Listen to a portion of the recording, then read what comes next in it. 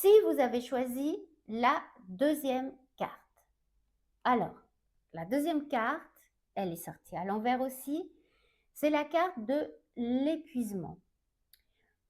Je tiens à rappeler qu'il n'y a pas de bonne ou mauvaise carte, que certains titres sont plus attirants que d'autres, mais qu'en fait, il n'y a qu'un chemin qui permet d'aller vers une évolution.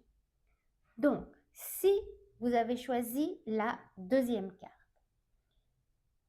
la tension peut être à son maximum, c'est-à-dire que peut-être vous avez l'impression que vous n'allez pas pouvoir en supporter plus. Ça ne va pas être possible, ok?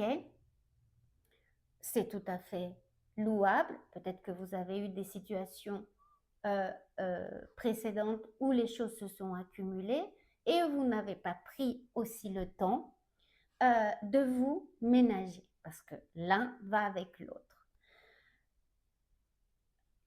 L'énergie de Mars en Scorpion vous invite à retrouver cette connexion, à mettre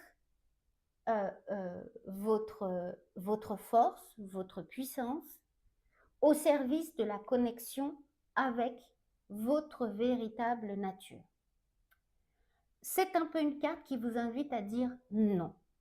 Jusque-là, c'est bon. Mais je ne vais pas continuer plus loin.